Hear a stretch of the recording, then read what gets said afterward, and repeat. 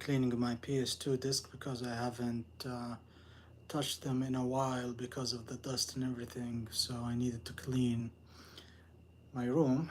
So on the previous not short, like shortly before, I did a live stream showing off my PS1 collection. And I had some stuff in that collection that I either traded for something else or gave them to a friend as a gift because he really wanted to play a certain game.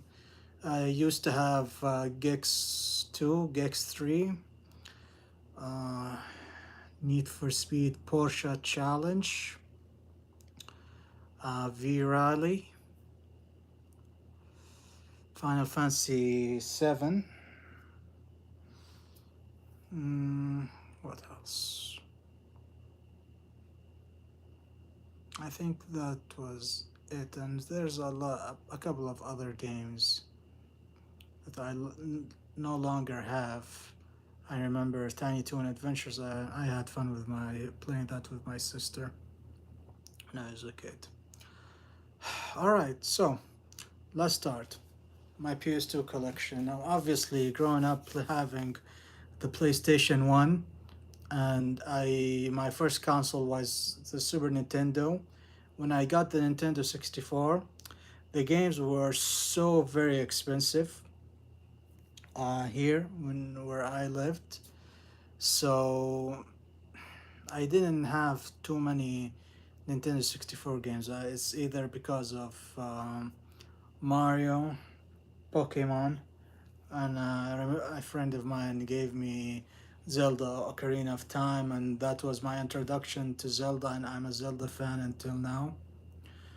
Uh, but when I later got the PS1, it changed my life completely as a gamer with games like Need for Speed, Resident Evil.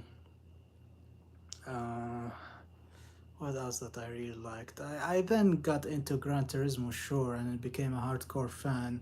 Was, but currently I lost my faith in Gran Turismo. So let's get started. What's my PS2 collection? Let's start with Metal Gear Solid 3, the OG one. I used to have Subsistence, the one with the awesome green cover and the extra stuff that comes with it. There's like an ape escape type of mini game. It was really fun. I gave it to a friend because he needed an introduction to Metal Gear Solid as a series, so I gave it to him as a gift. But then I hunted down and got Metal Gear Solid 3. And my friend became a hardcore Metal Gear Solid fan after I gave him that game. So, Metal Gear Solid 3. I haven't played the remake yet. Um, Maybe what I see is maybe visually it looks better, but I think the physics and the mechanics feels like it's the old game, so I'm not sure. Hello, Noor. Hello to Noor. Chick Duck, nice name. Message. And Noor said hi. What did he say? Hey, you should look up and tell me if you looked like he's where he was. Huh. Okay. Not funny.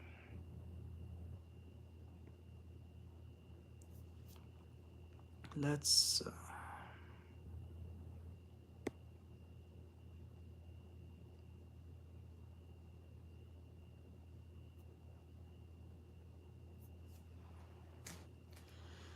Alright, so Metal Gear Solid 3. It was my first ever Metal Gear Solid game that I played.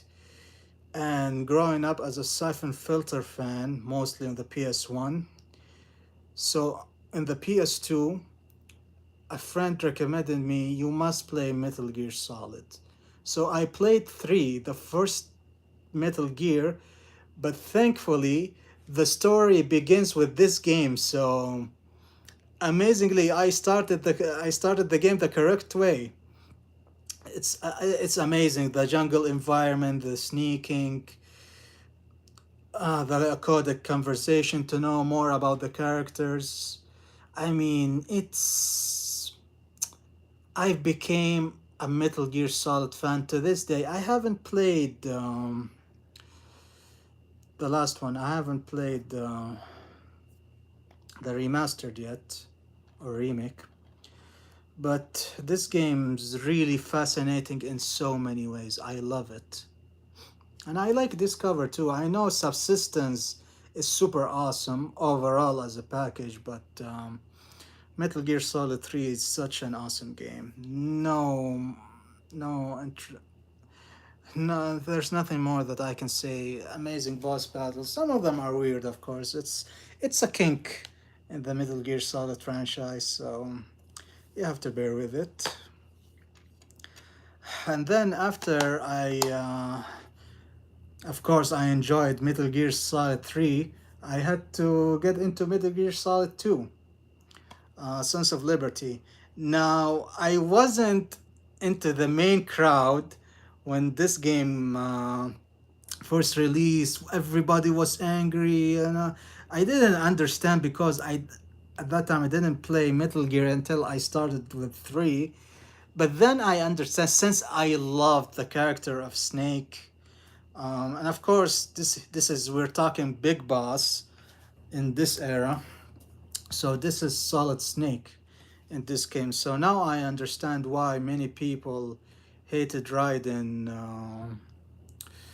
for taking more of the hero role in this game. Yes, I too prefer Solid Snake over Raiden, but getting to know more Raiden, oh, especially if you saw my hack and slash collection, I have Metal Gear Rising. Man, how Kojima made Raiden the most wanted character of all time. To us fans, it was quite a shift. Kojima, he knows. That son of a gun, he knows how to play with our heads.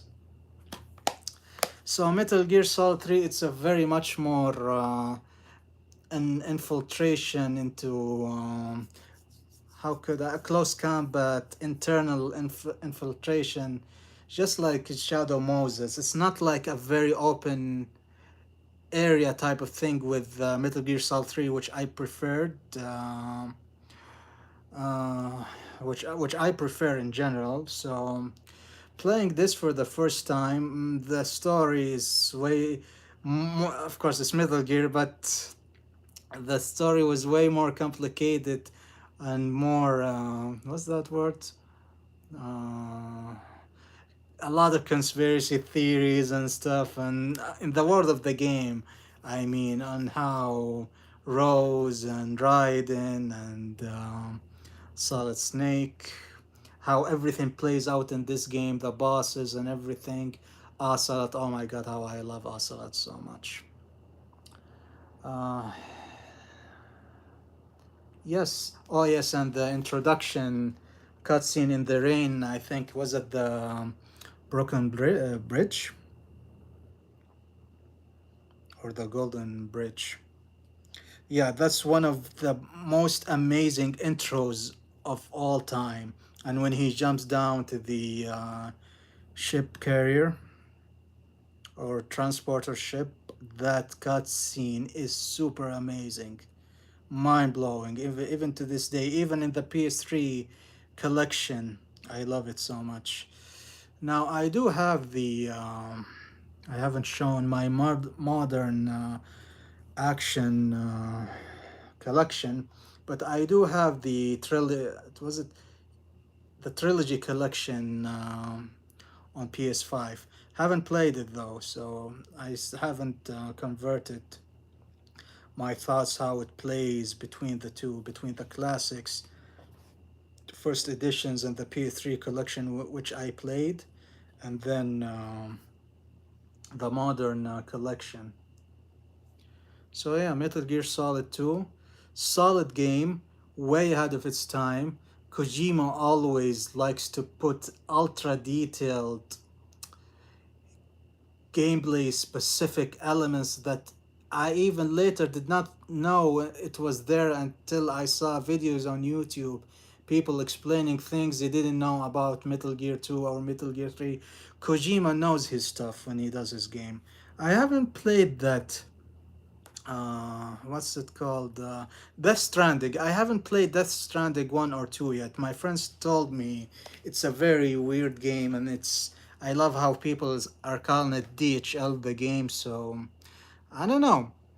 Metal Gear Solid fans, Hideo Kojima fans, do you recommend me playing Death Strandings? Please tell me in the comments, because I don't know, I'm skeptical. I love Kojima, but is the both games worth it? I know some of my friends who played it and finished it, and they told me they didn't know what was the game all about. That's for the first game. I haven't seen them play the second game. So moving on to my action games, I have. Where is it? Okay, let's go a step ahead a little bit. Here's Siphon Filter, Logan's Shadow. Now I think it's based on the PSP game, but since I like playing on a bigger screen, when I saw this at that time, I said why not? I want to play them on a bigger screen more than the PSP, because I mainly got the PSP for Peace Walker and Valkyria Chronicles 2, and sadly Valkyria Chronicles 3 until now have never been released out of Japan. I'm playing it on my Vita Japanese PlayStation Vita TV, and I bought it officially, and I'm playing it in Japanese, and I'm reading the translations as I play. So, Logan's Shadow. It's not a very bad game. It's an okayish game. So so. Maybe on the good mediocre side. It's not on my top list of Siphon Filter games, but if you really like tactical espionage, it's not as strong as Metal Gear, of course. But I had something, at times when there's a certain series that I love and there's a certain game that I haven't touched and I wish to play it. That's what happened to me with this game. I wanted to just play it for fun. Now, this and Dark Mirror got re-released recently on the modern console through the PlayStation Classics catalog, and I played them and I platinum them. Yeah, they're super easy. Even the Siphon Filter trilogy wasn't that hard overall. So, uh, I would say play them on the Classics catalog. It's much more beautifully enhanced. The controls may be very confusing compared to playing it with the PS2 version, but uh, I generally recommend playing it on the Classics catalog.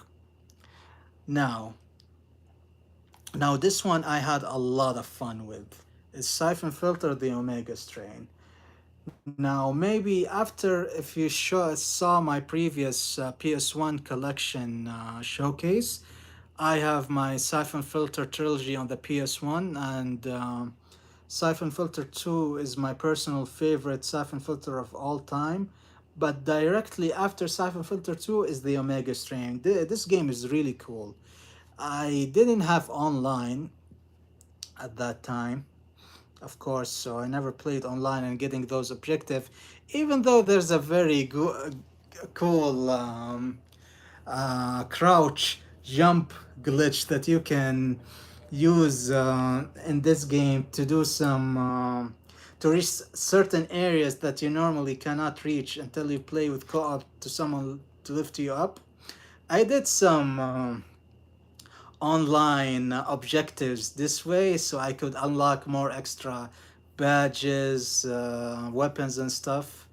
Even though I think Belarus won, I even tried getting the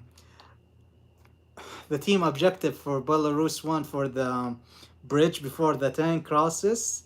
It's even a challenge in the community. I don't think anybody legitimately did that objective. I don't think it's possible because it's so incredibly tight. You have to be like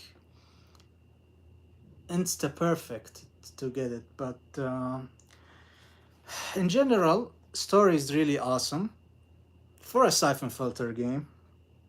Level wise and challenge wise and objective wise and unlockable wise, it really, this game really has some replay value. Honestly, I love it.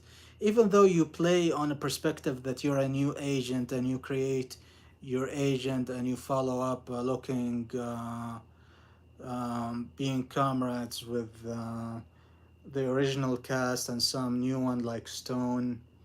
Of course, my favorite uh, character in Cypher Filter is always been Leon. She always I always love her very challenging and hard stealth missions, and every single game that she features that. So yeah, if this one's got brought back, I don't think so. They should they. I think on the PlayStation 3, this was available digitally for a certain time. I'm not sure if it's still available, but I'm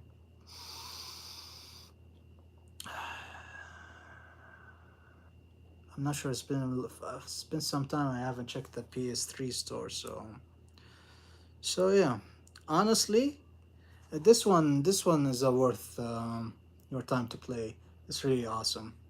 And of course, Mara Armov was one of the very main antagonists that gets me hooked on knowing what's gonna happen next. She's like a Bond villain or some type of thing. So let's not get into Dark Mirror and how it ended. How sad. How very sad. Hmm. So, Saffron Filter the Omega Strain, awesome game. I personally I recommend this more than Logan's Shadow or Dark Mirror. I prefer this one. So, here we have Grand Theft Auto Liberty City Stories and Vice City Stories. And we'll get to the trilogy up next. So between Vice City and Vice City Story, you play as Lance Vance's brother.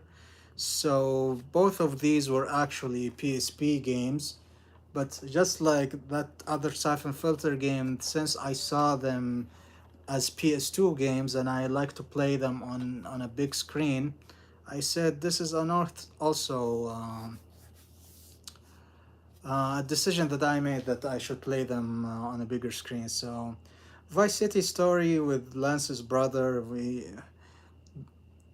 it's an okay-ish game. Even Liberty City Stories, like take them for what it is. It's like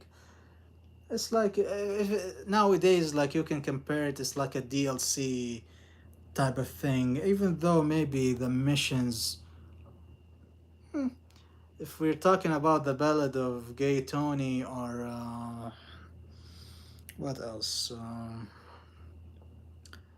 GTA 4, GTA 5. Like comparing to those, even no, The Last of the Damned was short actually. But honestly, these two are super fun to play. Or maybe I prefer, they're really close to each other. I cannot prefer one over the other for the stories side game. Although I prefer, character wise, I prefer Tony Cipriani. And maybe for the progression to 100%, I think I preferred this game more with Lance Vance's brother. So they brought back the trilogy remastered, but they haven't brought these yet. So hopefully, I'm not sure about Rockstar as the GTA 6 has been delayed to next year, though, because of their problem with these certain amount of employees that decided to do a what's it called again?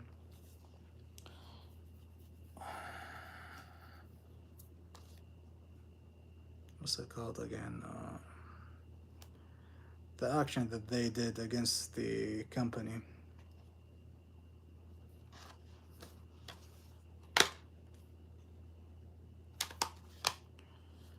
I'm so tired I cannot think straight.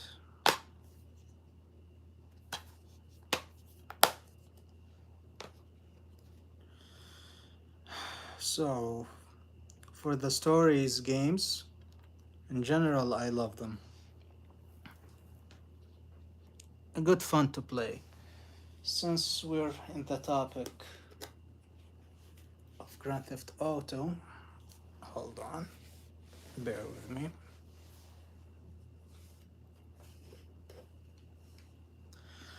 Of course, I have the trilogy back for the PS2. I had this way before the remastered trilogy that has been that they released for PS4 and PS5. So,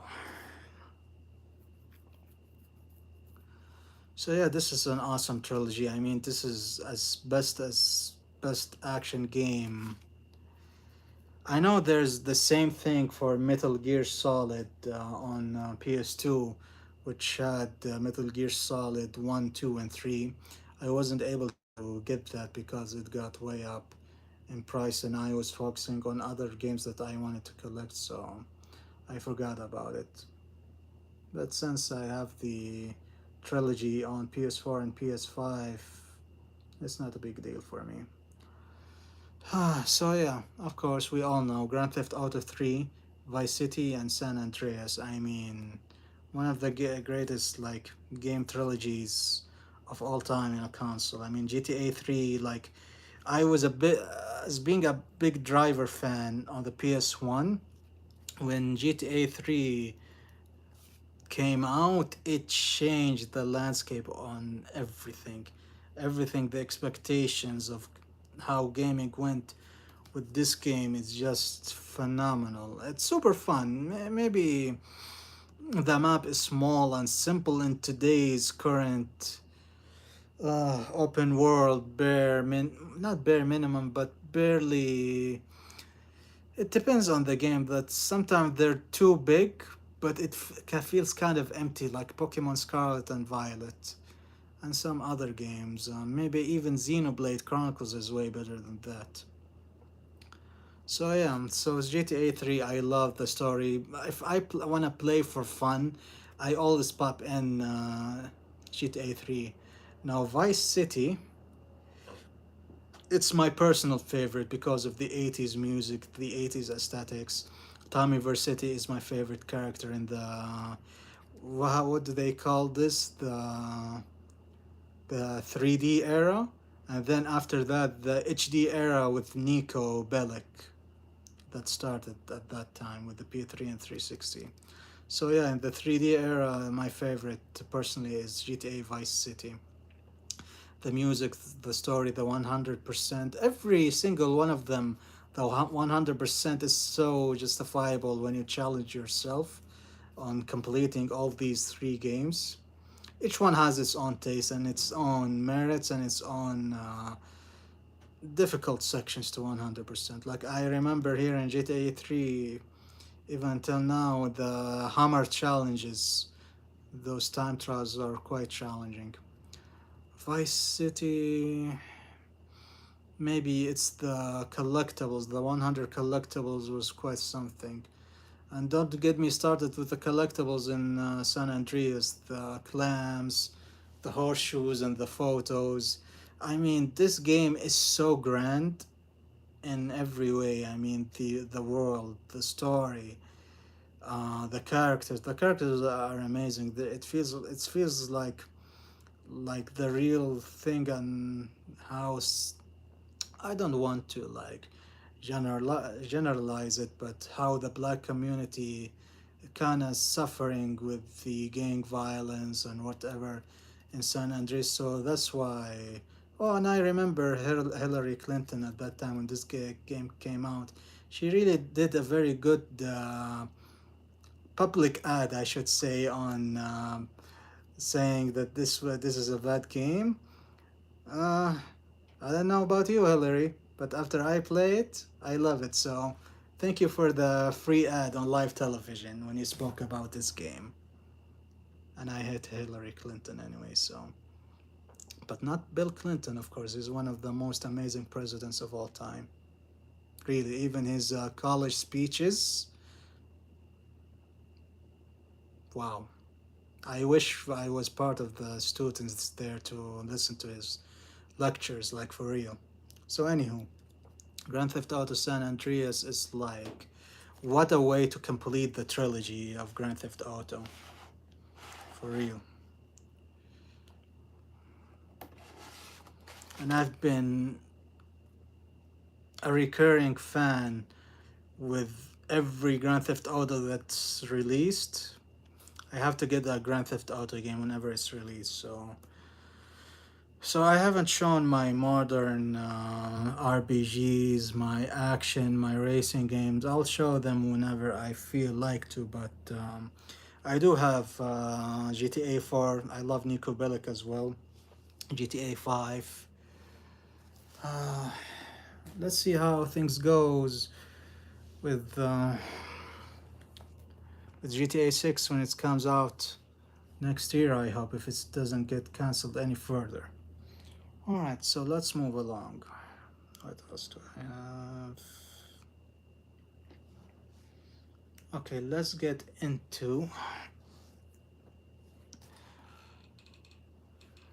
Okay, let's get into the survival horror kind of hack and slash part here. So now I'm also a big, of course, on the PS2.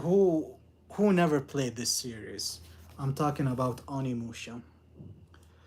Oh my god, how I love and miss Onimusha. And finally, this year, after so many years, after the Dawn of Shismon, Dawn of the Dreams. I was gonna say Dawn of Sorrow, Castlevania. But yeah, they're gonna finally make a new game. It's been a very long time. Now, as for the classic series, now the first one, and they released it on modern consoles like I think a couple of years back, and it went well as Capcom said. Now, my biggest gripe, okay, you did a complete collection on the PS2. Why they haven't done a trilogy collection on PS4 and PS5 just like they did with Devil May Cry? I'm surprised why they haven't done that with Animosha so people can get into the series more. So they released the first one, which is honestly it's like a samurai Resident Evil 1 with the Spencer Mansion almost. Maybe harder to be honest because there's some really quite challenging sections in the first game. Uh, Onimusha 2. I originally played this first with Jubei. Now they just recently released it, the HD remaster of this. I haven't bought it yet, and a lot of people were complaining how they removed OU special custom, not removed but edited her cleavage to be more civilized people. For me, I want a game to be originally released as it is without any changes and be fully phys- visually enhanced. So, Onimusha 2, the adventure, the sense of adventure in this game, I think it's so unique, it's so beautiful, especially with encountering and trading gifts with like Jubei's companions, Ike, Magoichi, Kotaro, Oyu. The gift system was really nice. So overall, it was a very good. The whole sense of adventure thing is so awesome with this game. Boss battles, and of course, like I said before, on my PS1 collection live stream, I do love the pre-rendered backgrounds. I mean, I'm a diehard fan for for that kind of thing. I mean, It's so beautiful. I love it. Even to this day. So for the third game. Now, last almost, I think maybe November, October or November, there was I saw in Play Asia, there was listings I think for coming soon for Onimusha HD as a physical disc release. Now, the first one got a physical release, but there was an announcement that by Play Asia that not an official announcement, but I think there was a possibility that maybe this game was gonna have a physical release, but then I think the idea was cancelled by Capcom. I'm not sure. It's not something official, but there was a listing that I was gonna pre-order this physically if it was available on PS4, just like the first game. So they released the game only digitally. So what the hell, Capcom? I mean, really, you should have released this whole trilogy in one collection, just like what they did with Metal Gear Solid collection recently and the Devil May Cry collection. So I really don't know why they're doing that. And I love my games physically, folks, as you can see. All right, so Onimusha 3. Now, story is this one. It's really taken it to an epic finale proportion as far as the trilogy goes. Gameplay wise, it's better, and combat is better than the previous two games. Although playing as Jacques, which was who was that famous French actor, Jean Reno, who one of my movies that I liked him playing was Godzilla. I know. It's not the best Godzilla, but at least I'm happy that I saw Jean Reno in that movie because I really like him. Because I played this game, then I loved watching Jean Reno in his movies. So, gameplay wise, level design wise, there's like switching between Samanosuke and Jock, between the past and future, because one gets sent from the modern to the past and Samanosuke from the past to modern times. So it was a very good twist, actually. Uh, so the third game actually is really fun. And by the way, when getting S rank on hard mode, I really loved unlocking Michelle towel costume. Oh, I love that. So yeah. So Onimusha, awesome trilogy that deserves more love.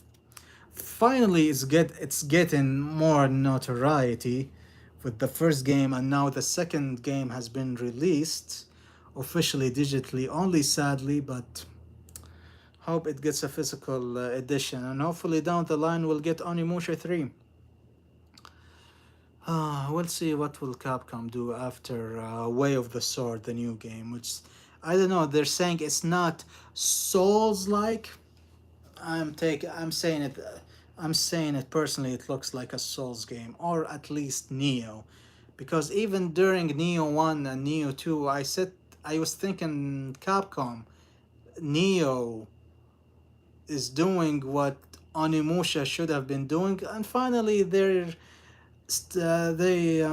showed some guts and released a new Onimusha game, Way of the Sword. So I can't wait to play it. Actually, hope it turns out to be awesome, and it better be after all these years because it's been a long time after waiting after Dawn of the Dreams. Now this game, it's a different beast on its own. The gameplay, the characters, there's like some of a Metroidvania aspect that you can go back to any level. You can go back to any level and play, unlock some more stuff, hidden stuff that requires other characters' powers and whatever. And also there's enemy drops if you're an OCD player like me who wants to unlock everything, yep, I did that. And if you're gonna say, "Oh, I don't have life," nah, don't worry about me. I enjoy my life as it is. Alhamdulillah. Thank you very much. So Dawn of the Dreams, the story is taking it took the story in a way trajectory direction that I never expected when I played this. Gameplay wise, better than the trilogy of the past games. Weapon wise, there's a lot of weapons, but to be honest, most of them are like filler because sometimes when you unlock a better weapon, but you unlock another weapon, but it's weaker than the one you got. So there's some filler weapon, but still, I collected everything. Hidden items, weapons, whatever the cause. I collected everything in this game. How the story ended with this game is really quite it's really quite fascinating. I really wonder if Way of the Sword will continue by how many timeline. Is it related to this game? Is it related to the trilogy? Still, we still don't know if it's in the same timeline or if it's a different timeline. So if you're gonna say to me this game or the trilogy, that's really tough. That's really tough to compare. Play all four, honestly. I cannot recommend which one because if you're gonna put the weight of the trilogy against this as an overall experience, it's on par. But if you're gonna compare this game to any one single game of the trilogy, this game will triumph in general. So I'd recommend that you play all the four games, and we hope that Way of the Sword turns out to be faithful to us Animusha fans that has been waiting for a very long time. It's really long overdue, to be honest. Okay, here I have Resident Evil Outbreak File 2. Don't worry, I have the other Resident Evils here, bear with me. So, the Outbreak series, honestly, as a PlayStation exclusive, and of course, I didn't have online play at that time. Um, and of course, Requiem, we play as the daughter of Alyssa. It was quite a twist that we didn't expect that coming, honestly, because I thought we are gonna see Rose more after Resident Evil Village. But this is a very quite unexpected twist, even with Leon being in the new game that's gonna come out soon, early March. But Outbreak series, Outbreak 1 and 2, it's like each game has 5 scenario levels. Each of them has a specific task with each character primarily have unique abilities to help each other and maybe can reach certain areas or have specific interaction, special interaction in certain levels. And don't get me on the hidden items. Yes, I got all of the hidden items, but of course not alone. I followed a guide on GameFAQs to find all the hidden items to unlock the infinite ammo and all of the other costumes that you have to buy. So yeah, I told you I have an OSD obsession of completion in my games. So that's why when trophy hunting and achievement hunting became a thing, I was already on board with it by that time.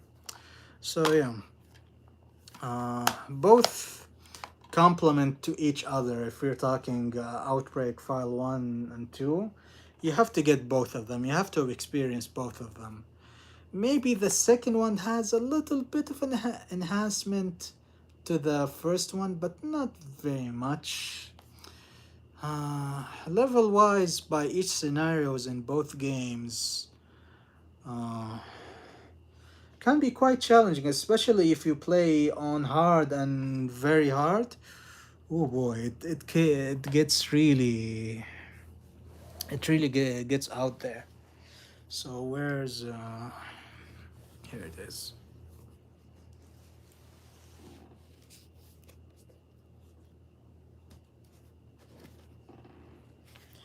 Here's the trilogy pack. So we're talking about Outbreak. So yeah, like I said regarding the Outbreak, you have to play them both. You have to experience both. Shockingly, I did not know that the online servers in Japan still active after all these years by the fan community of Outbreak. I wish I could play them online. I wish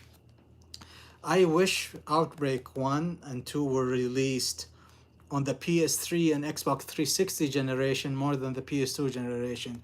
They were really ahead of their time. I mean, if it was if it was on the PS3 360 and if it had online, I would still be playing them officially. But since I don't have a P. Oh yes, no. It's the PS2 with the LAN adapter and with the special, I think, DNS setting and stuff like that.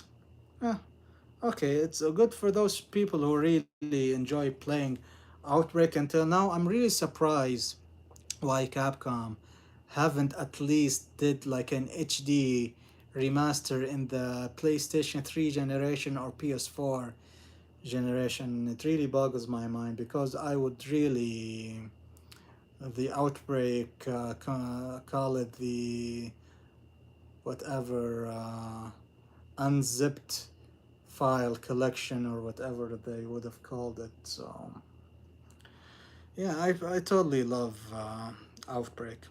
Who's my favorite character in Outbreak? Of course, it's Kevin because of his special handgun. Cindy because of her herb storage. She really, I think I beat hard mode on both games because of Cindy. Mark. Maybe my third favorite character is Mark. Then comes David. At the beginning, when I tried to learn the layout of the levels, I pick Yoko so I can pick whatever items I can find and remember and probably share with the other AI characters. Alright, so Code Veronica, one of my other personal favorites, and this is Code Veronica X, which is the enhancements from the original Dreamcast game. Now, rumors saying that they're working on a remake with Resident Evil Zero. I hope it's true, because it personally I prefer that Code Veronica got a remake before Resident Evil 4. But of course, Capcom know Resident Evil 4 prints money always, so they went with the remake of 4. But I would have preferred if they did Code Veronica first. As much as I really love Code Veronica, it's about the game has really aged now. I love it. Don't uh, don't bash me. You don't believe me? Check my Resident Evil playlist on my channel and see how I played Code Veronica, because I played it very seriously and I love it so much. And also, you can see a lot of my other playlists for Resident Evil games and other games on my channel. So, Code Veronica, I love it because Claire and Chris and Wesker, uh, the whole Arctic mission, the military island mission with Claire, it's really awesome. Especially after unlocking the liner gun. then you can blow everything up in the bazooka as well. So yeah, it's one of my personal favorites after Resident Evil 3 Nemesis on the PS1. And of course, Resident Evil 4, everybody and his child and his grandchild played Resident Evil 4 at this point, so it doesn't need any much more introduction. It's the game that defined its generation. It's one of its best games that came out during that generation. I mean, it even inspired Gears of War. Even the director said he really loved Resident Evil 4 at that time. So yeah, Resident Evil 4, it's amazing whether it's PS2, GameCube, Wii, PS4. Whenever you play it, you're gonna have a lot of fun with it. And I'm talking the OG one, not the remake. The remake is better in every aspect, but the original still has its own charm that never gets old in my opinion. So that's that with Resident Evil for now. What else do I have? Alright, let's get more into the Capcom side. I have the Devil May Cry collection. This is the PS2 collection, all sealed still.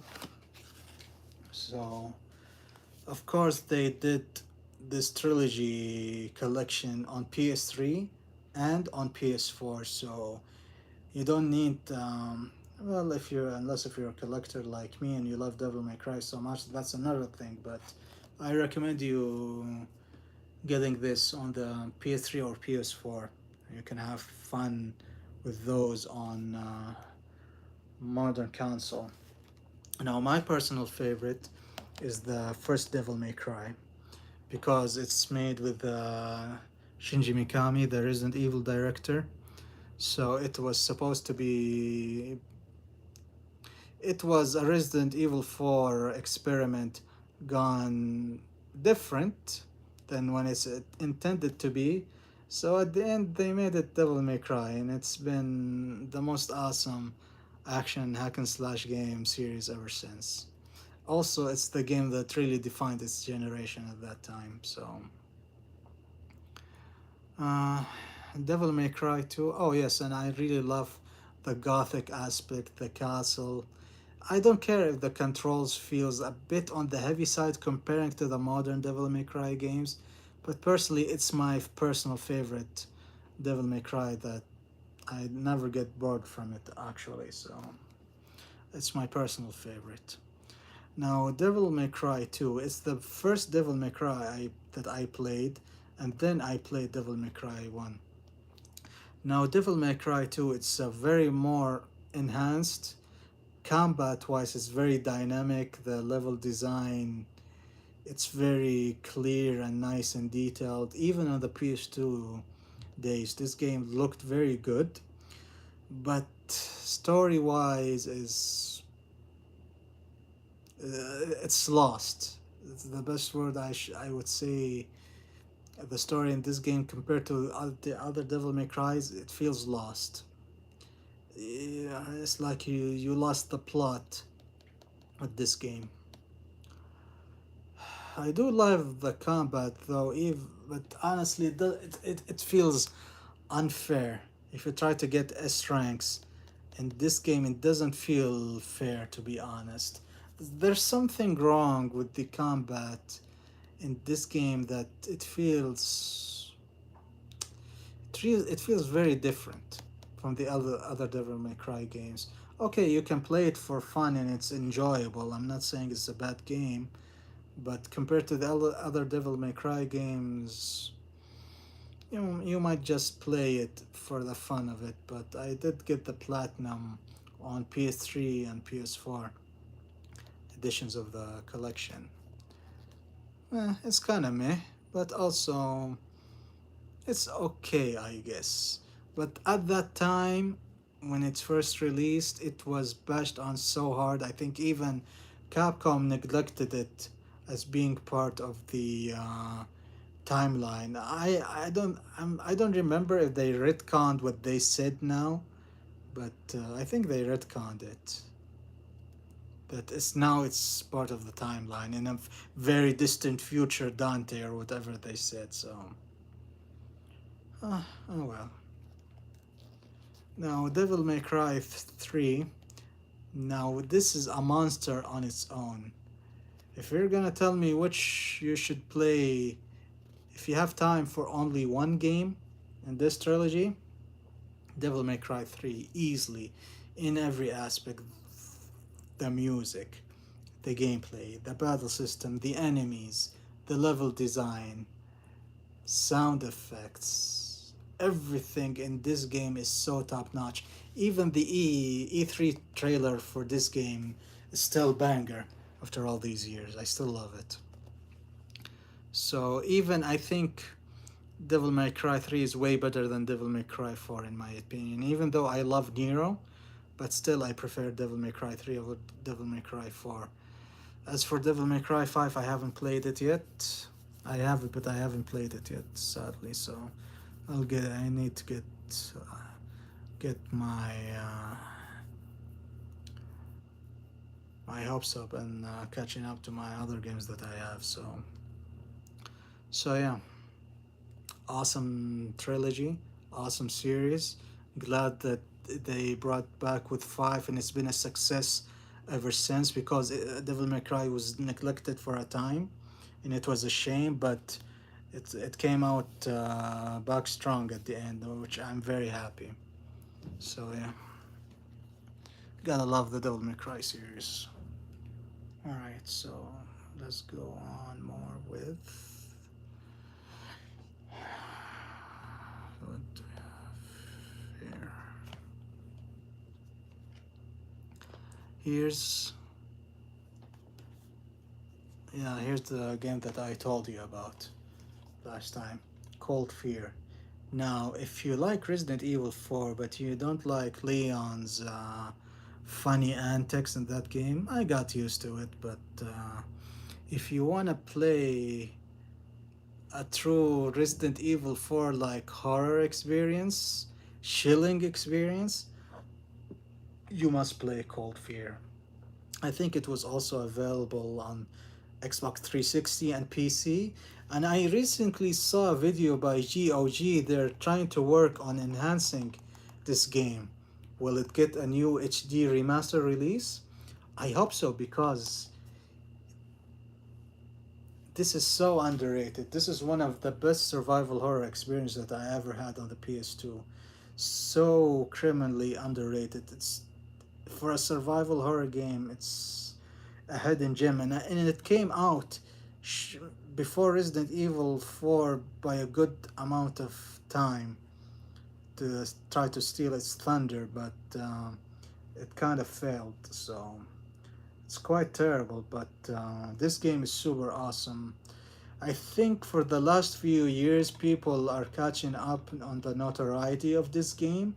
But in my opinion, if you're a survival horror fan and if you have, was this also on GameCube? I forgot, but I know it's PC, PS2, and 360. I'm not sure if it was available on GameCube. I'm really not sure, but whatever the case, if you ever have the chance to play this game, honestly, you must play a survival horror game like this. I mean, if you love Dead Space trilogy on the PS3, if you have a PS2 or PC that can run this game, the PC edition, play this game.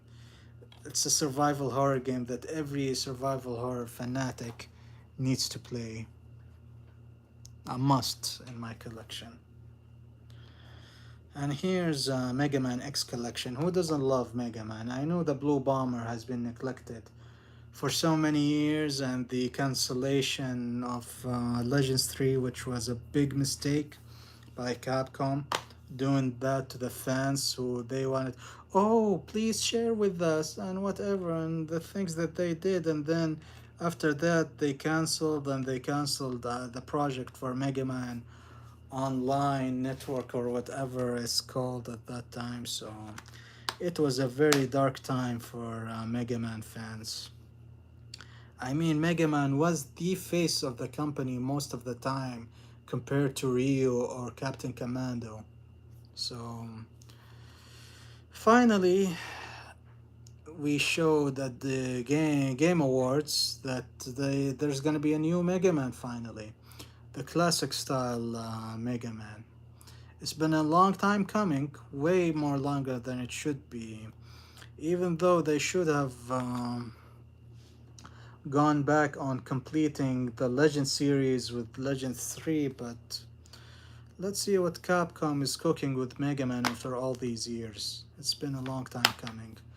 And this is the PS2 version. You can now preferably try to get the X Collection 1 and 2 on the PS4. There's the OG Rockman collection, and there's the Zero collection on modern consoles. So you're not shy on, which I have them by the way. Gonna show them later, but you're not shying out on missing out on trying to get into the Mega Man series because it's been readily available on modern consoles uh, for quite a while now. Maybe the only thing we're missing right now it's Legends collection. If they ever decide that to do with Walnut Rockman. Okay, what else? Now, since I'm also a fighting game fanatic, as I showed on the other collections that I have, so let's start with this. Let's start with the big boy.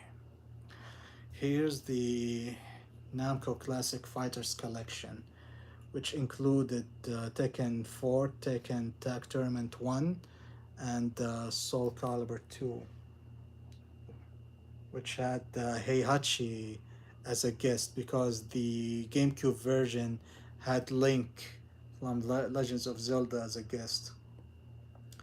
So, and it's sealed. So, in my opinion, Tekken 4, for me, it's my personal favorite Tekken. I'm not sure why even Harada said that it's not been done favorably by the community fans of Tekken or in general, but I prefer Tekken 4 more than 5. I know Tekken 5 plays like a whole different animal, and that play style has been continuing until now with Tekken 8, with enhancements and improvements and mechanics additions to the core fighting ever since that style was presented on Tekken 5. But personally, I prefer Tekken 4 as my personal favorite Tekken. Now, Tag 1, it's like it plays at the style of Tekken 3 with but with all of the characters that has been added up until that point. So it's really like a party fighting game for Tekken fans. And I even prefer Tekken Tag Tournament 2 over Tekken 6 and 7, to be honest. I really love Tekken Tag 2. And Soul Calibur 2, I'm playing it on the GameCube. I have the GameCube edition, so I haven't played the PS2 edition. So yeah. So that's my opinion with these two Tekken games. Then we get to the monster itself, which is Tekken 5. Now, I truly love the additional new characters that they added in this game. Mainly Lily. Was she added here or was she added in Dark Resurrection on the PSP? I think I'm confused myself. But of course, even though I said Tekken 4 is my personal favorite, overall, gameplay wise, I'm not. It's very well known, even from the arcades at that time. Tekken 5 is a whole monster on its own. It's a better game overall in many ways, but I did not like mini game. The what's it called? The Devil Within. I did not like that mini game. It feels no, never liked it. I prefer the 2D beat 'em up style in Tekken Force. In Tekken 3 and 4, I preferred those modes, not the Devil Within. I never even completed it because I got bored by stage 3 of that mini game. So, so yeah, it's an awesome game. I played this before and I sold it, so I'm keeping this one sealed. But yeah, Tekken 5 is one of the strongest fighting games on the PS2, no doubt about it. But I would also recommend Tekken Tag Tournament 1. That's a super fun game. Okay, on the point with fighting games, not let's move on. I also have Arcana Heart. This is the first game. Now, the second game was released only in Japan because there was a big glitch that made the game broken or sub broken and they couldn't fix it, so they canceled it being released outside of Japan. So we only had. If you see in my previous fighting game collection that I've shown, I did show that I had Arcana Heart 3 and Arcana Heart 3 Love Max. Now, 6 stars hasn't been released out of Japan yet, which I wish they would have because I wanted to buy it. But as far as Arcana Heart goes, it plays very different. Mostly liked it for the anime aesthetic because I truly love the arc system and whatever they do. But I think this was before they got supported by Axis Games, I think, which later they went on with Blaze Blue and then they got with Arc System more and everything. So as far as this game goes, it's okay. It's not mind blowing, but I love me some beautiful 2D fighting game. If it's something,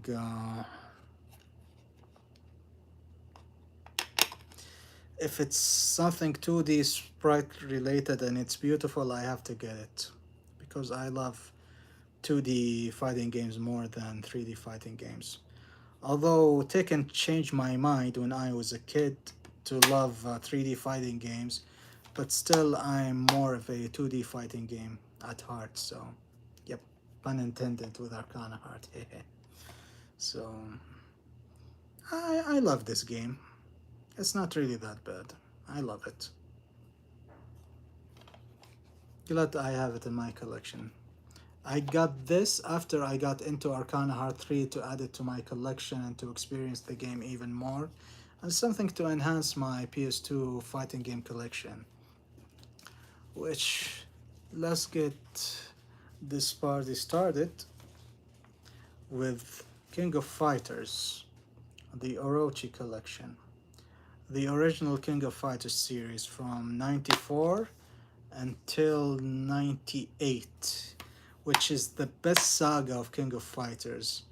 Now, I got into King of Fighters during the PS2 days and the Wii days because growing up I played Street Fighter and Tekken more often. And then when a friend recommended me to get into the King of Fighters, the first thing I did was I hunted down for the Orochi saga so I can catch up and play most of the King of Fighters that were available at that time. So yeah, this is an awesome collection. It's available on the PS4 in digital and limited run. They did a very limited quantity of it years back, but I did not know about it, so that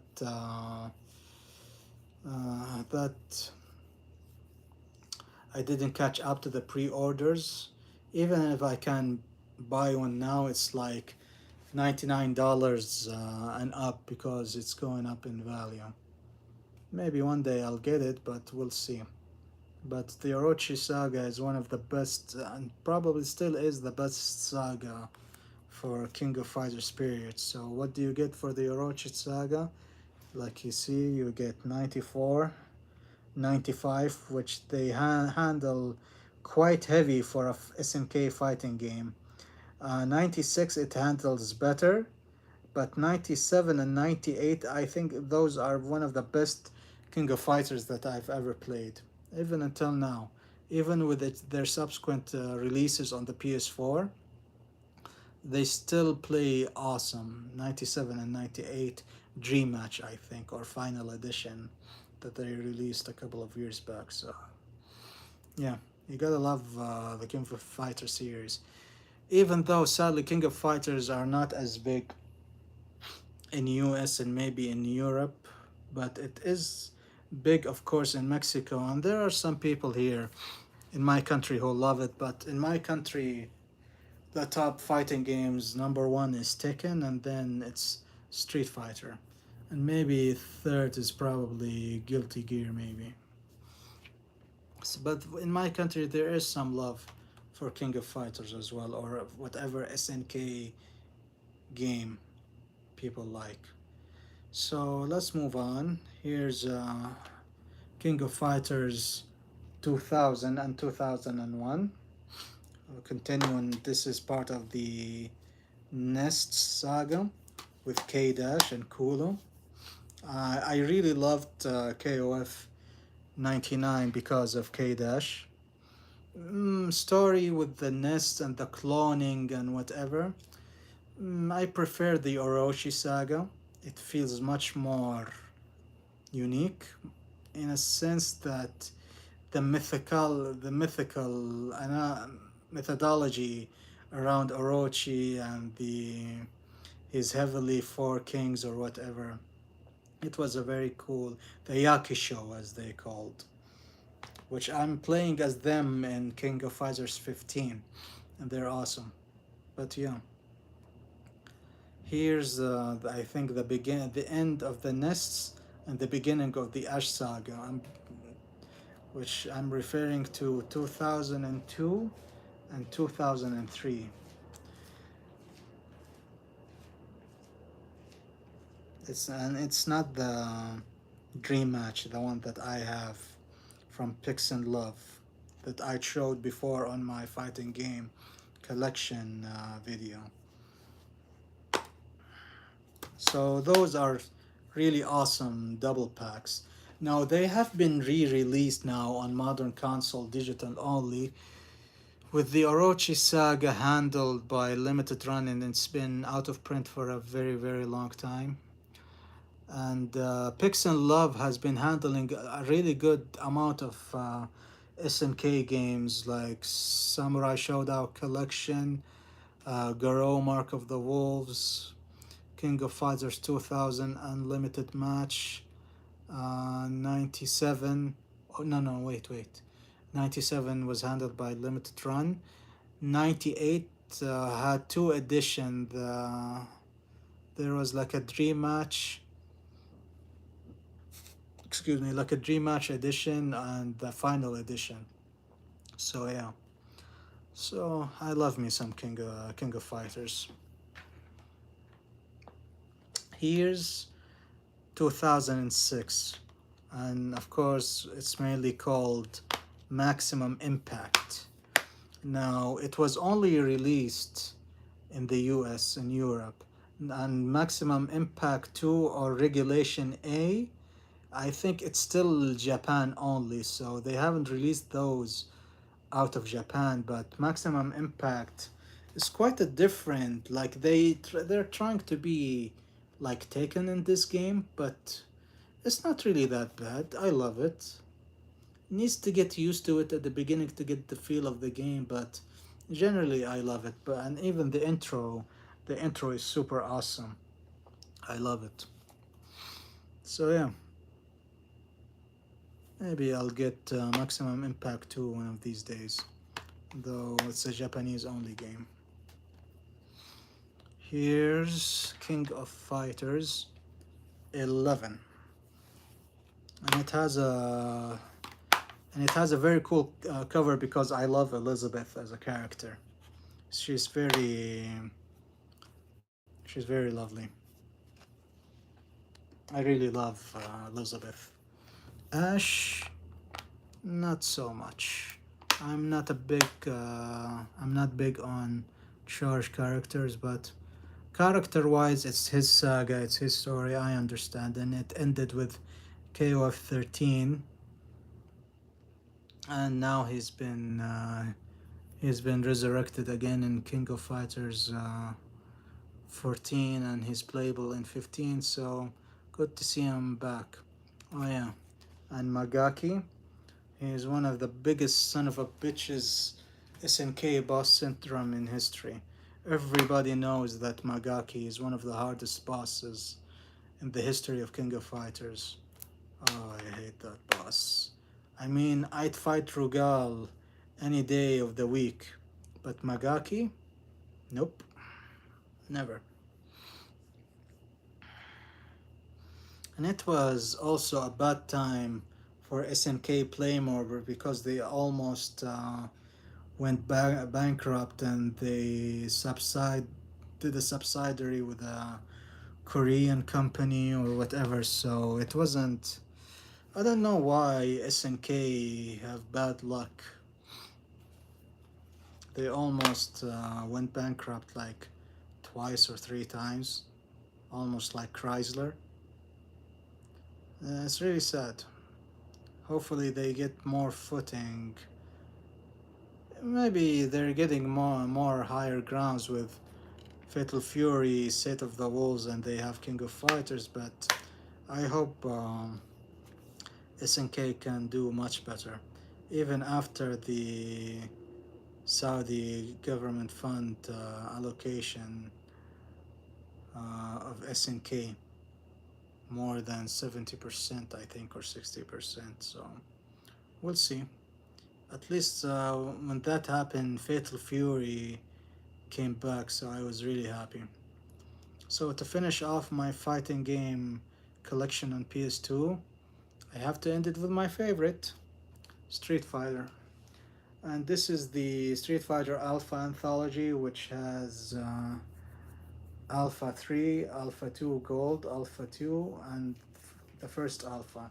And the Super Gem Fighter as an cute extra,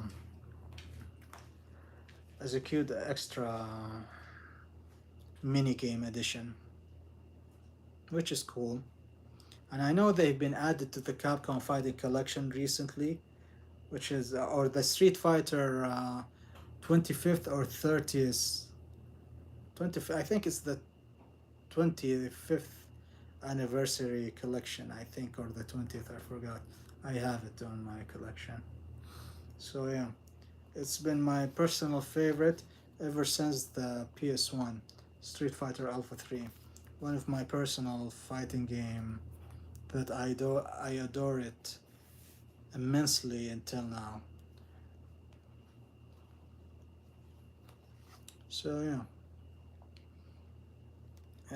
Of course, I would recommend that you'd get them on the modern console with the Street Fighter Anniversary Collection.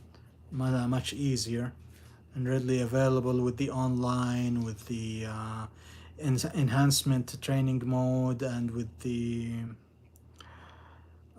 attack data and everything. It's much more. They done a very good job with their modern fighting game collections. I admire Capcom for that. Very thankful, actually.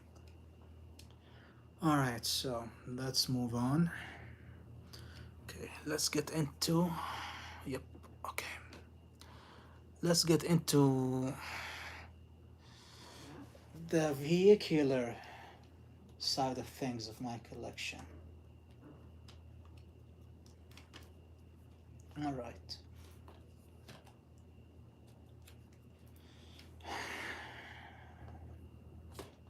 Let's start with Driver. Now, as I showed last time, I had Driver 1 and 2 on PS1, and I'm a big Driver fan. So when Driver 3 came out, when I was in high school, I was really awesome. Oh, it's a new Driver game. I cannot wait to play it. and everything, but honestly, it's not. I mean, there's a level of detail that they went through with the design, with the level design, the map design, the locale design of this game, the card design, the card damage, and everything. They did an amazing job in that aspect. Story wise, it was kind of okay, to be honest. Level wise, most of the levels I didn't like, and don't get me started on the rooftop level because shooting in this game really sucks. It's, I think what really killed this game is the shooting is really bad in my opinion. I cannot even I wouldn't justify it in every way, shape or form, but specific missions, maybe the Khalida chase mission and a couple of really good missions maybe overall, but as a driver game it's quite a letdown. I wanna love this game, but the shooting really makes it really bad. Even the final mission, if you do not use the, I think it was the M16 at the final level, if you're not using that, you will not finish that final mission. It's really that, because it has a very high long range accuracy. It's the best weapon to use on that final mission. So uh, honestly, I'd recommend playing Driver 1 and 2 more than this game. And I used to be a Driver fan. Well, at least Driver San Francisco, which I have, they redeemed themselves, but it was too late. Way too late for Driver to make a comeback. Cool cover though. Gameplay wise, mediocre at best, sadly. Not even, I wouldn't even call it my personal favorite, but it's an okayish game to pop it in once in a while. Now, its sequel, Parallel Lines, now they tried to go back with the classics 70s aspect of Driver. Now, I have to be honest. Now, half of this game is like classic Driver, like Driver 1 and 2 aspect to it. And the other half, I'm not gonna lie, it feels like discount GTA 3. I'm gonna I'm gonna be truly awful because of the revenge story. When you get to the modern time of Driver Parallel Lines, it feels like you're playing the GTA 3, and GTA 3 is way more better than that. But the older half on this in the 70s aspects of things, I prefer the timeline on that in this game. So maybe overall it has much more better replay value. It has races, it has customizations, there's some replay value, there's some stunts and collectibles that you can get in this game. So you can like have much more time to play in this game, to be honest. So in general, compared to GTA, I would recommend the GTA games, but one of those two driver games, I'd say get this one, honestly.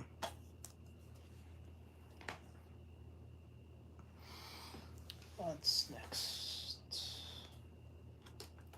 All right. Now, one of my all-time favorite series on the PS2, or in that generation in general, is the Burnout series. Here I have the first Burnout, which really I remember the game trailer of this game and how the dynamic, the crash system, and how realistically accurate at that time. Of course, it was never been done before. So Criterion is one of the best teams that I've ever seen in my life. Even when they handled the Need for Speed franchise for a certain time. So it's an arcadey experience, the first game, it might be mediocre, but the feeling and aspects of it with the crash and everything, it gives a very new feeling, very new perspective, which a lot of racing game nowadays, it feels it's missing something. It's missing some flair. I'm not sure what's wrong with the racing games nowadays. Like it's kind of generic mostly now, even with the open world aspect. Okay, we might have fun here and there, but there's something during the PS2 generation or in this generation at that time, racing games were much better. And I'm gonna show some very good examples here. So yeah, the first game is really not bad. Like it started the whole series, so okay, give it a shot. It's fun. It's fun. You should play it for fun. No, the sequel is a much better experience in my opinion. The races are better, the crashes are even better. There's no crash mode yet, but hold on to your seats and seatbelts, folks. Don't sound the horn yet on me. You'll know soon enough. So, gameplay wise, the controls feel much better in this game than the first game. So, also a recommendation. It's really fun. I love it. Now, how do I get into the Burnout series without these babies?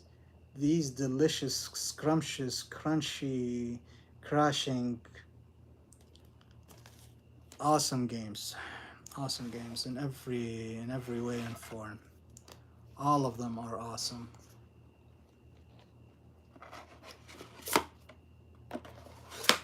It's so sad they haven't done anything after Burnout Paradise, which during the PS3 and Xbox 360 days, it was quite an amazing game at that time. And it still is, by the way.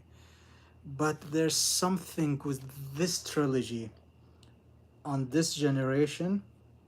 There's there's something that we have lost, truly.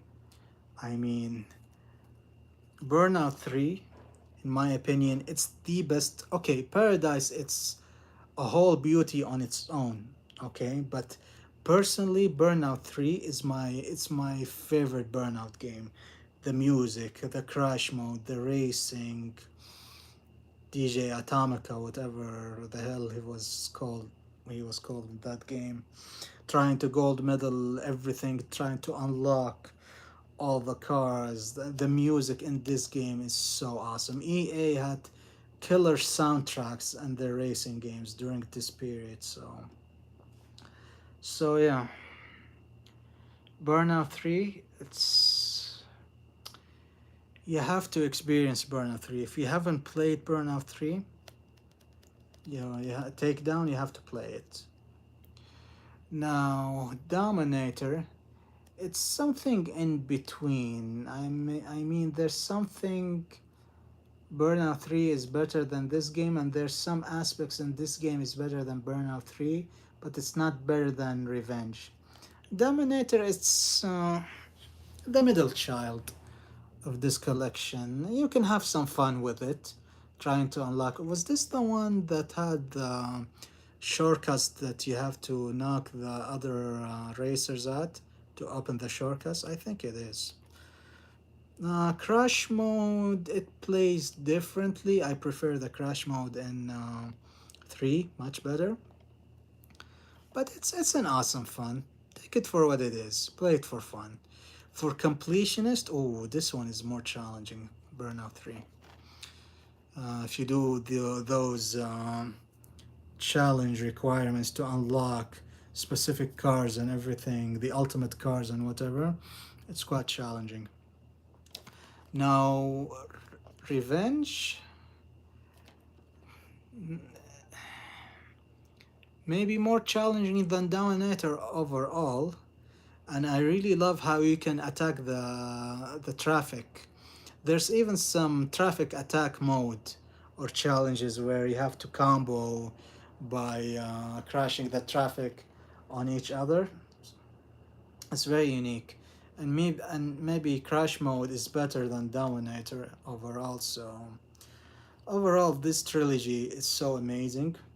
It's a crime that they haven't brought it back in an HD collection remaster. Even if you remove all of the copyrighted songs to release this game again, these set of games again, I wouldn't mind because the games are so awesome. I really wish they would have done an HD collection of this set of games. They're so awesome. For what I've been showing until now, besides Animusha collection, you must play these games. They're so awesome. You know what's the best time to play those games? When you come back angry from work or you're angry at something, play these games, launch what's it called, road rage mode, and just wreak havoc to unleash your anger. That's how. That's my what you might call it.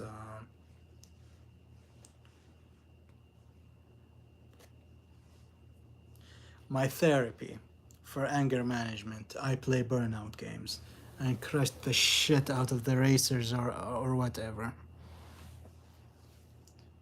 All right, let's get into the street racing side of things. I have Midnight Club 2 sealed. Haven't played it yet, but I did play the first one. I used to have it, and I played Midnight Club 3 Dub Edition, and I used to have Tokyo, the Tokyo enhancement, but the disc stopped working. It's not working anymore. But I did 100% Midnight Club 3. Midnight Club 3, even though I don't have it currently, it's one of the best, okay, compared to Burnout games, but Midnight Club 3 is one of the best racing games I've ever played on the PS2, period. Period. It's an awesome game. The customization, the detail, well, the soundtrack, well, how can I say it? Never let your mama hear you playing that game. Mm hmm. Mm hmm.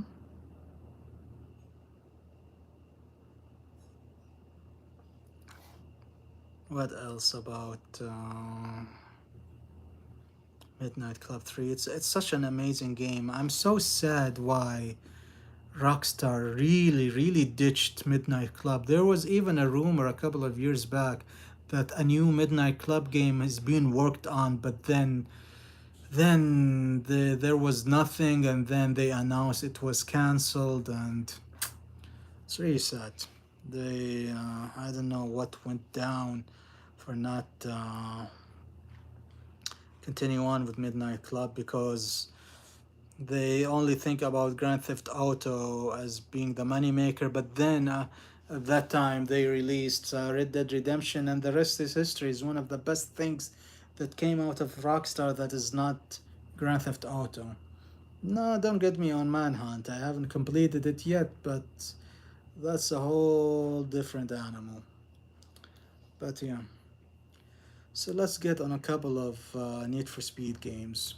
We'll go from, yeah, we'll go from lowest to highest as my personal favorite. So Need for Speed Undercover, cool cover with the Porsche.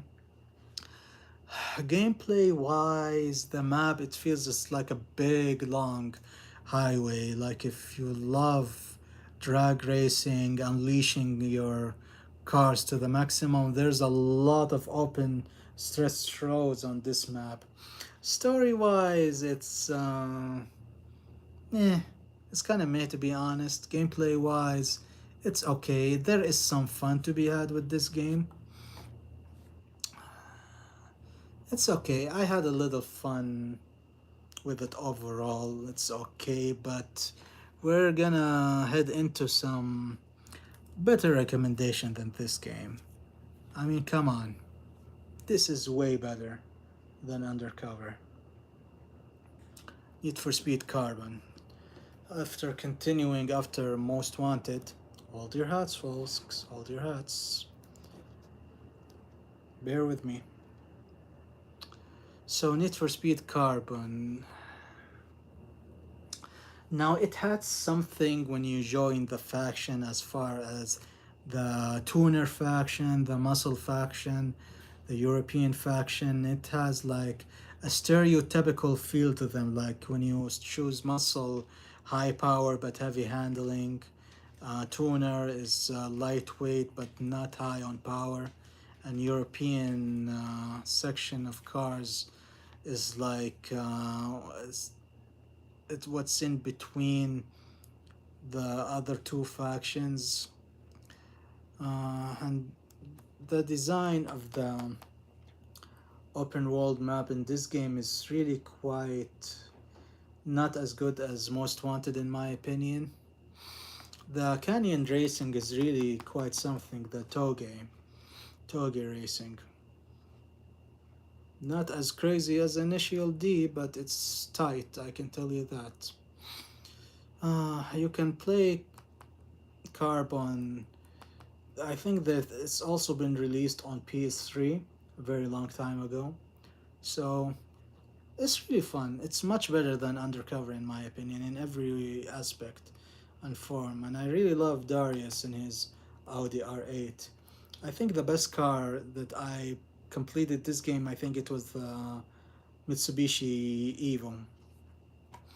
Other than that, probably what was the other? Probably Porsche Carrera GT. Oh yeah, I'm guessing everybody was asking about this. Here's Need for Speed Most Wanted. Single-handedly the best Need for Speed game on this generation, and probably even on the PS2 as well, and Xbox, the OG Xbox, and probably GameCube, but I never played it on the GameCube. I mean, the story, the races, customization, okay. The world open world map in this game is awesome. I love it. Car chases with the police is much better than Carbon. With the bounty, with the marksman challenges and everything. Story was fun in this game, to be honest. Also better than Carbon. Overall, this game is legendary. Soundtrack is super amazing in this game. Still holds up. And we cannot forget the legendary M3 GTR BMW that graced the cover of this game. Something really wild. Yeah, this is one of the best racing games that I ever played on PS2. Really, really worth it. As an overall Need for Speed game, that's the best Need for Speed game. But my personal favorite, I left it for last. Because we're gonna get into the Underground series 1 and 2.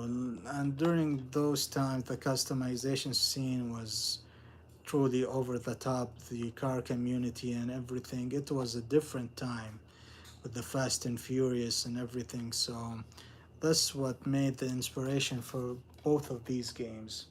Now, the first game is very arcadey feel in a sense that it has a more a direct one line progression from start to end, but it's really fun. Customization and changing the car's looks and everything.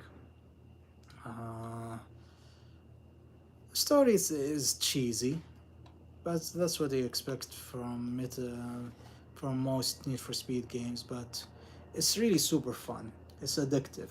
I really love it. But I would say maybe I prefer between those two games. I prefer Underground 2. I love the somehow what open world aspect at that time that they started with this game, but still Most Wanted is the best Need for Speed that I played overall, but I love the customization more in this. I think I like the customization here more than Carbon. Most Wanted, it has an okay customization. I think the Underground games had much more street looks customizations to go with. It's super fun. I mean, trying to complete this game 100%, it's so worth it. It's so fun. And also, I love the Rachel's Nissan Z 350 gracing the cover, with Eddie's Skyline gracing the first Underground. Now, my personal favorite Need for Speed game, since there's no better Need for Speed than any Need for Speed that has cops and robbers. So my personal favorite is Need for Speed Hot Pursuit 2. I never played the first Hot Pursuit on PS1, but this game is still really good. I even have it on the GameCube. I'm playing it on the GameCube currently. That's how much I really love it. So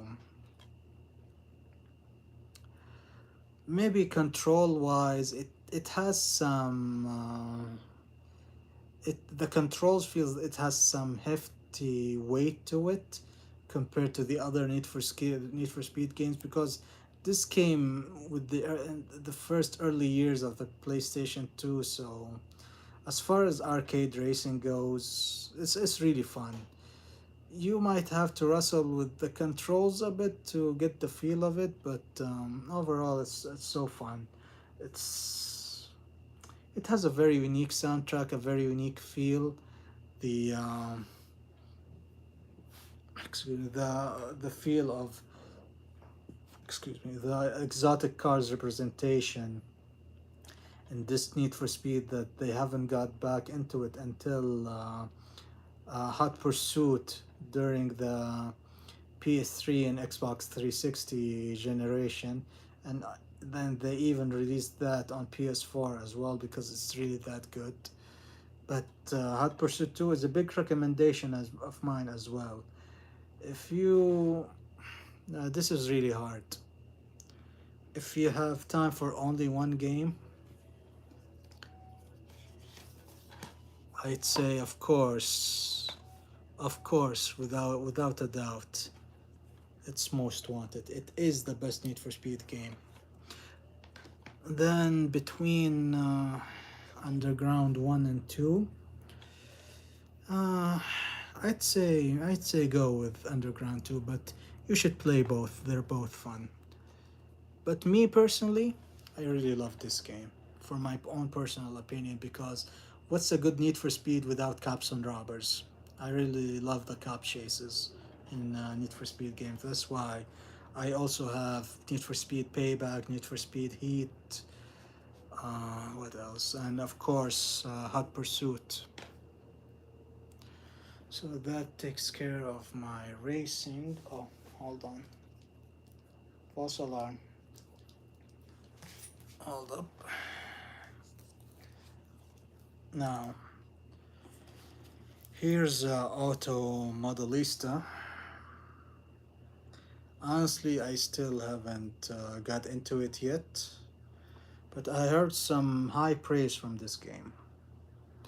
Like, it plays, even the art style, it has like comic book sharp edge styling to it. If we're gonna talk about like Youthful Joe or Initial D or whatever, like it has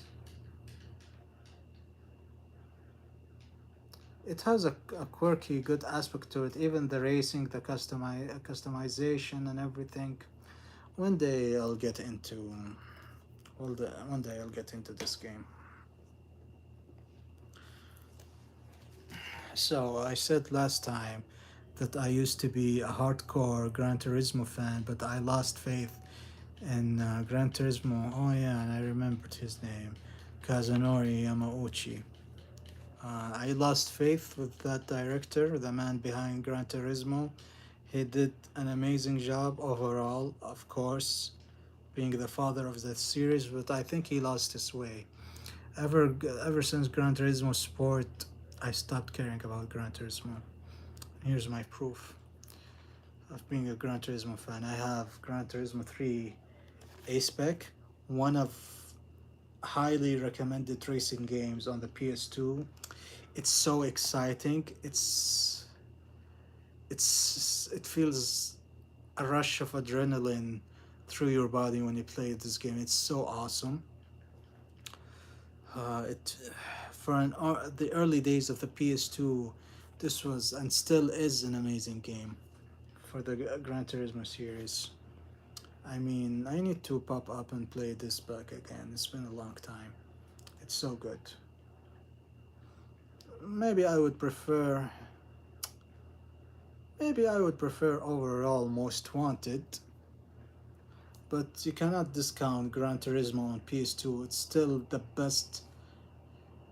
Yeah, it is the best racing game compared to Most Wanted and Midnight Club 3. You have to put Gran Turismo in there. You have to on the PS2 specifically. So yeah, a very high recommendation. It's really good. One of my personal favorites. Now here's the magnum opus. As far as racing games on the PS4, PS2 goes, you cannot go wrong with the Gran Turismo 4. And this is the full game, not the prologue. Be careful. There's a prologue, and there's the main game. Well, what can I say about this game? This game is so beautiful in every aspect. The collecting aspect, the challenges were tough. Trying to win everything, as to get as much as a high percentage as you can. I never got the 100% of this game because of some challenges, mainly the Mercedes Benz Nürburgring final challenge with the SLR McLaren. But yeah, you must have this on your PS2. This and Gran Turismo 3, you must have this. It reminds me how much I was a big die-hard fan of Gran Turismo, but not anymore. I haven't touched Gran Turismo again after Gran Turismo Sport. So hopefully, for you people who are watching, if you played Gran Turismo 7, recommend me. Is it really good or not? And speaking of which, since I said I'm an Ace Combat fan, like I said before, here's my another part of my Ace Combat collection that I personally cherish from the bottom of my heart. That's how much I love them. Here's Ace Combat 4. It's really awesome. This is a must have in your collection. This game is so awesome. The action, the gameplay, the missions. It's really cool. It's really amazing. The level of details still holds up. The radio shatter when during the dogfights feels so realistically better than Ace Combat 5 and Ace Combat 0 in my opinion. It feels like you're in the heart of a dogfight in this game. So yeah, Ace Combat 4, a highly personal recommendation. It's my personal favorite in the PS2 era. Now, here's Ace Combat 5, Unsung War. Now, this game is really long. Like, for the first time ever, they added a dramatic story to the series in this game. Um, I have to say, story mode really feels it's gonna take up more time than you expected if you played the previous Ace Combat games. This is one of the longest Ace Combat games to finish from start to end. Not saying that it's bad, but the story, the cutscenes, the missions, it's a very lengthy game. Just be prepared for that.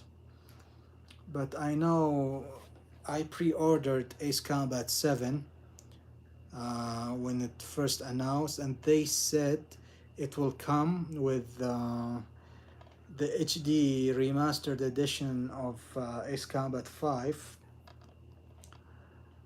and luckily I have it still, but amazingly they did not re-release it. It was a pre-order bonus only, which is sad because I wished a lot of people would play Ace Combat 5 more, especially on the PS4. It was really beautiful. You can check my channel, check my playlist. You'll see the Ace Combat section of my air combat games, and you'll see me play Ace Combat 5 on the PS4. Very wonderful HD remaster, very beautiful. Wish it would have gotten a more official release rather than being a pre order exclusive only thing, which is a shame. So, yeah, very lengthy game. I prefer Ace Combat 4, but if you're if you're looking for something more meaty to have more time to enjoy, then go check out Ace Combat 5. But I recommend Ace Combat 4 more. Now, I don't know about you guys or Ace Combat fans, but a lot of people love Ace Combat Zero, the Balkan Wars, which this is a prequel to Ace Combat 5. A lot of people love Pixie, the wingman in this game, and how he's telling the story from his perspective. It's cool. It gameplay wise, it's a more enhanced experience than Ace Combat 5, with the wingman action and everything, and the commands and level structure. And they added this thing if you want to be a mercenary or normal or pacifist. It was a cool idea to like an edit to the formula of the gameplay. It's not that bad, but still, my personal favorite is Ace Combat 4 out of the trilogy. Ace Combat 4 is my personal favorite, and it was my favorite Ace Combat for a long time until Ace Combat 7, which is the best Ace Combat that I ever played. So, hopefully. Hopefully, Ace Combat 8, the new game, will take the series to the next level because I'm looking forward to it. Now, here's a game that I generally also recommend. It's a very fun arcade experience. If you love Ace Combat and you want something more to add to your collection or experience playing, which is super fun, highly recommend, is Heat Seeker. No, it's a not bad arcadey experience. It's not as sim arcadey as Ace Combat, but it's more of a pure arcadey experience. Play it for fun. It's really cool. I used to have another one, so that's why this one I kept it as new. So yeah, this is a very fun game from start to finish. The final mission can be a big drag if you picked up the wrong plane type, so be careful about that. Alright, so last but not least, of course, the meat of my collection, or any console in my opinion, is the RPG sections. That's my meat of my collection in every console. I have to have JRPG games. So let's start. Okay. Here I have Growlancer, Heritage of War. Still sealed, I haven't played it yet. Seems like a tactical tabletop RPG type of thing, I think. And it's made by Atlas too, so yeah, one of these days I'll get into it. I have Shadow of Destiny. I haven't finished it yet. but I played most of it. Mm, would I recommend it? I have to finish it to give a fully recommendation, but it is something different of an experience, to be honest. I've never played a game like this. I'm not sure if I would call it an RPG or it's kind of an action with RPG elements, maybe. But yeah, definitely a very quirky experience that I had with this game, but I haven't finished it yet, to be honest, so can't give a full recommendation if I'm not sure about it yet. Now, the bouncer, it was a recommendation from my friend, and no, don't ask. I'm not fucking gay. It's that's what the game is called. It's the bouncer. So yeah, it's a very fun action 3D beat 'em up. There are better 3D beat 'em ups than this, but for Squaresoft to take this experiment and release a game like this, it was something quite unexpected. I didn't know about this game until a friend recommended me this game to play. I haven't finished it with all of the characters. Maybe I finished with the main character only. But yeah, it's a fun experience. I love it. Need to get back into it again sometime to play it fully until the end and finish it. But it's really fun. I recommend it. Now here's some JRPGs that I also have. I want to take. I don't want to take too much time. Let's get it moving.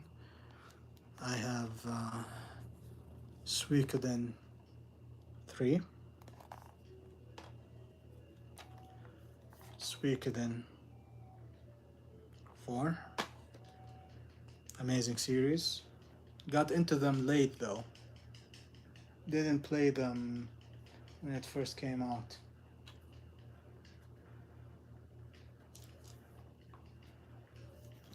Here's Arc the Lad, the one that I said last time that I was playing it on ps2. It's this one. Twilight of the Spirits. I have this one, but it's sealed. Arc the Lad, End of Darkness. This one. I haven't played this one yet. Here's a weird, quirky game that I haven't played yet. It's Grim Grimoire. And I know they have this game has been recently released a couple, maybe 2 years ago on the PS4. And I think it's out of print now. I don't think they still make this game anymore. It was like subpar. I wouldn't say a limited run, but it was for they printed out for a short amount of time. Not sure if it's still officially available, but it's it's quite a very different experience type of game. Oh, I'm not sure if I would call this an RPG. Very quirky game, that's for sure. Where you have to like control your comrades or your what you may call it, fiends or whatever, to attack the enemy and stuff. It feels more like a PC type of game, to be honest. Here's Valkyrie Profile 2. Maybe the first game is harder, but this game plays differently than the first game that I showed on my PS1 collections. Here's Xenosaga. Like I showed last time that I had Xenogears, and I have Xenoblade Chronicles, mostly every Xenoblade Chronicles. So I had to get into Xenosaga. Also, thanks to Project Cross Zone for given me an eyesight to get into the series because I really love the main character, and this is episode one, which I haven't fully completed, sadly, not yet. So this is episode one. Here's sealed episode two, episode three, sealed. No, I think it's been almost a year and a half ago. There were rumors that these would get an HD remastered treatment, but also same thing that there was hope that these might come back, but I think it went silent. So I'm kind of sad that it didn't happen because I would love to get a remaster of these three games as well in a collection, or even if they release it as three separate iteration releases, I wouldn't mind actually. Here's a weird game that I haven't touched yet. It's called Tsukunai. Still sealed. Don't know much about it actually because I haven't got into it yet. Here's Eternal Poison. Most of the stuff that I'm gonna show here are still sealed. Here's Eternal Poison.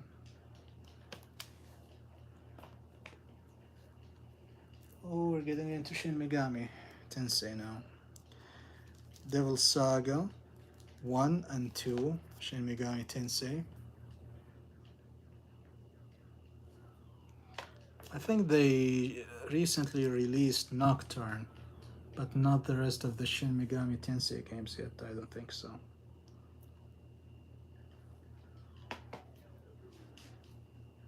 Yeah, this game, Nocturne. This one got an HD remastered treatment release.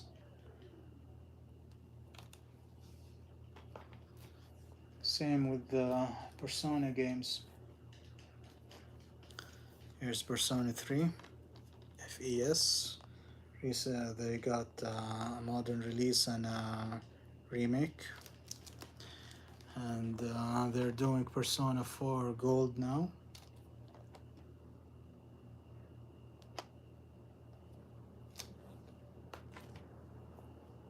Here's one of my best favorite Tales games, Tales of the Abyss. I love Luke's story, and I love Tyr. She's my favorite character. Very fun cast, very lovely cast. With the Tales of Resurgence remasters recently, I think after Berseria and Zillia, Zillia, I don't know why they ditched Zillia 2 for now.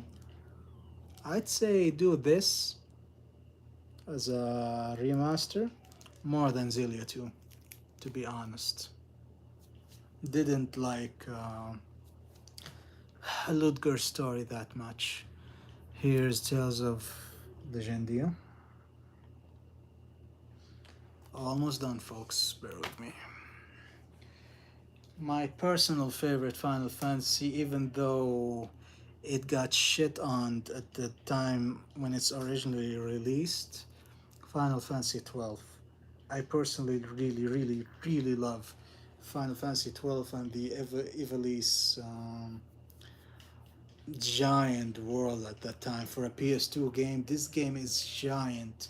This is before the open world craze ever since the PS3 era until now. This game is so amazing. I love it so much. Maybe the current Zodiac edition is much better than the OG one in so many ways, so I recommend you get the Zodiac edition on PS4 more than the OG, but I hold the game so highly regard in my own heart, so I really love it. I really love it. And I'm not sure what the hell with you people saying that Van is gay. Dude, I played the game from start to finish. He's not gay. Why are you people saying that Van is gay? He even married Penelo at the end, so I don't know what your people are smoking. Who else? I love Balthier, Princess Ash. I love the whole cast. And the Milk Chocolate Bunny. Forgot her name, but I really love her. She's beautiful.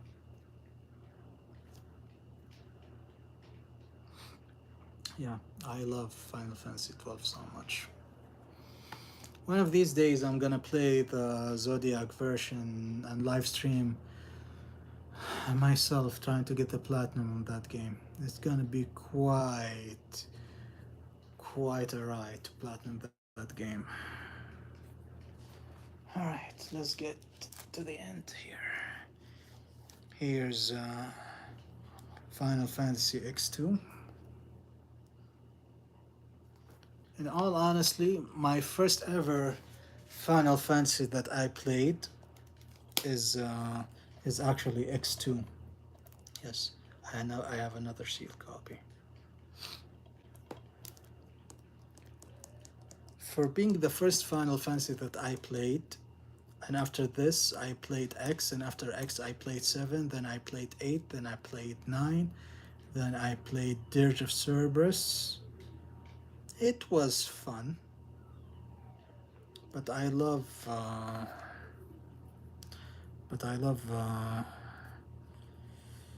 I would say the story touches some aspect of the main character, but I love the shooting mechanic in that game as an action third person shooter with RPG mechanics. It was fun for what it is.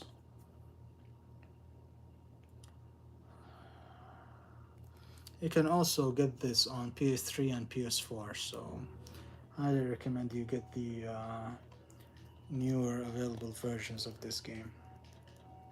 And you can play X as well, which is a better game than this one. And I really love Pain. She's my favorite character. I love her so much. And here's what's this called? I haven't opened it, so Unlimited Saga. Haven't touched this, to be honest. Still sealed too. And here, Breath of Fire, Dragon Quarter.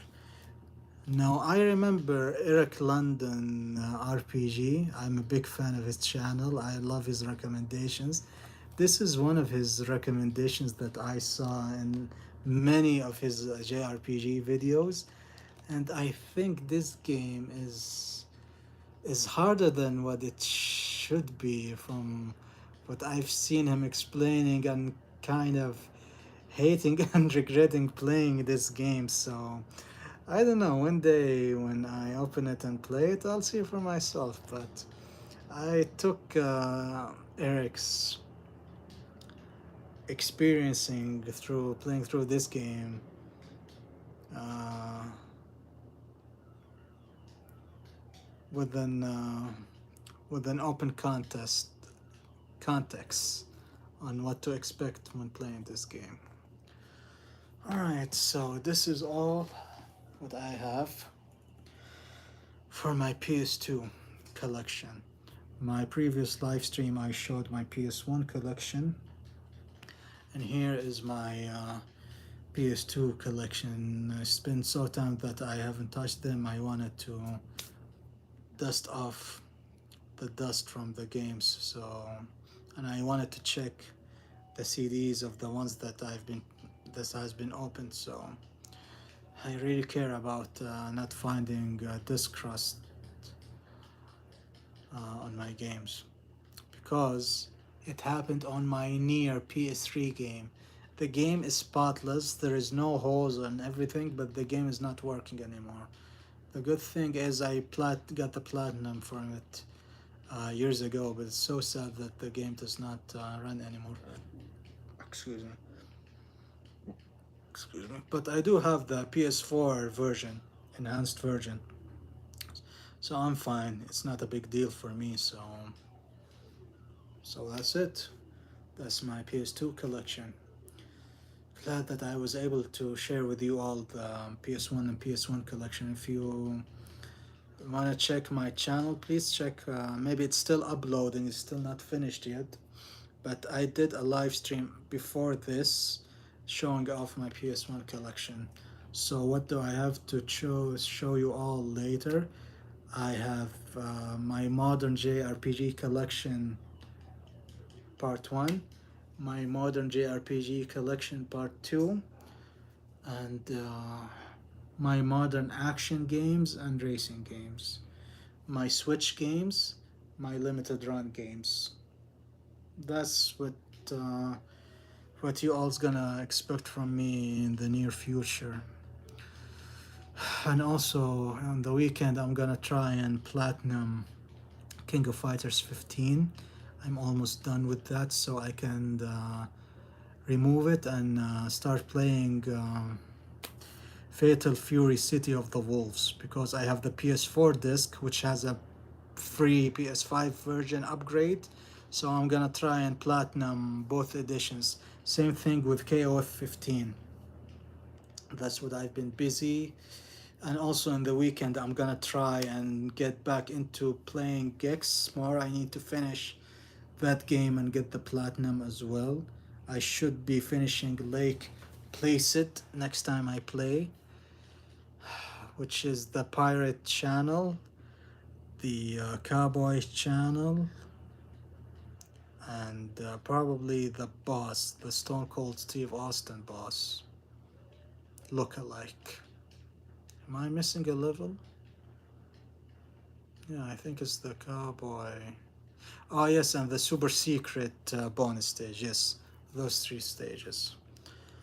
Alrighty then, that's gonna be it for now. Please look forward for me tomorrow to get into continuing seeing me play Gex live as part of showing myself how I'm gonna platinum that game. Hopefully, it's not that hard. It's very a direct trophy list. You just have to complete the levels and get the remotes. Nothing too quirky or extra genius, extracurricular type of challenges that you need to do. Maybe a little bit, but mostly it's just a very straightforward trophy list. So yeah. All right. So hopefully you'll catch me up tomorrow see me live playing Gex. And that's gonna be it for now. Thank you so much for watching. So I'd like to show what else that I have in my collection as well in the near future. So look forward to that. Alrighty, I need to organize my room now. So peace out. Catch you all later. If you like my content, please like, share, and subscribe. Please check my channel and see my content. I have content for air combat games, for racing games, some JRPG games that I done 100% platinum guides for: Valkyria Chronicles, Reasons of Fate. What else? Valkyria Chronicles 1 and 4. Lots of Resident Evil content in my channel. I love Resident Evil. And some other playlists, action game playlists, and some trophy specific videos. So yeah, please check my channel. Please subscribe. And if you have any more recommendations in the comment, if you've seen my collection, if you wish to see me play something or want me to discuss about something, please be free to leave a comment down below. And that's gonna be it for now, and I'll catch you all next time. Alright, stay safe, stay cool, everyone, and I'll catch you all next time. See you later. Thanks. Goodbye.